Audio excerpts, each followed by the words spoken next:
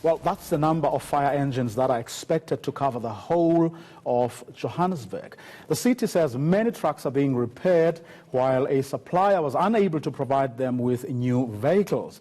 There are over 30 fire stations in Johannesburg, and winter normally sees an increase in fires, especially in informal settlements. My colleague Shahaan Ramkissoon spoke to EMS spokesperson Robert Mulaudzi earlier to find out what they are doing about it.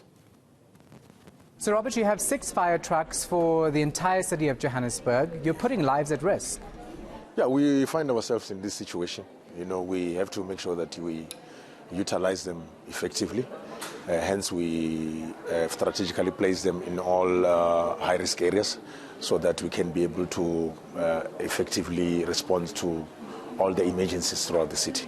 But there's a huge delay in the response time, which means people could die in fires. This means houses could be blazed to the ground. Yeah, there will be a delay in terms of the response times due to the fact that in incidences where we're supposed to take maybe 15 minutes, it might take half an hour. Yes, there could be a delays, but we're happy that the matter is being addressed at the highest level, so we should be able to get other vehicles. While we're still waiting for those vehicles, the vehicles which are at repairs now, maybe we might get some few vehicles which might improve the vehicles which we have now on the road.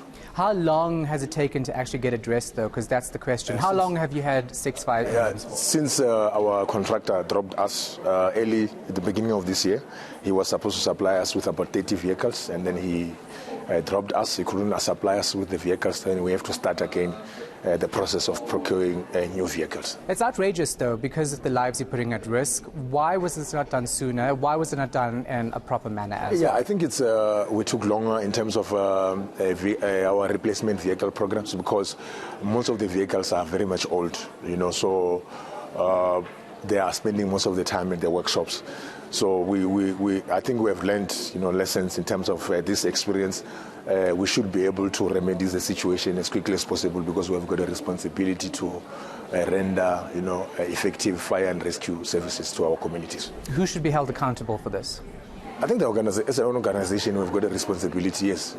As an organization, we're accountable to provide fire and rescue services to all the residents of the city of Johannesburg. And what about the city of Johannesburg mayor?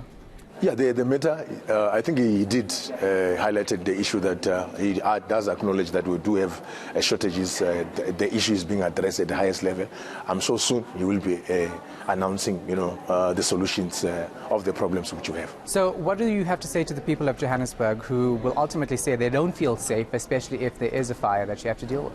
Yeah, we urge them to bear with us. We are doing our best with the resources we have, and we also hoping that with the vehicles which are within our workshop being repaired, they will be able to come back on the road so that we can be able to protect them, by responding to whatever emergencies which might occur within their communities. Well, it is winter, and you know that we see more fires in winter, especially in informal settlements. Yes. This puts more pressure on you. This puts more lives in danger. Yes. Yeah, it does. Hence, we try and place them in the areas, those areas which you mentioned.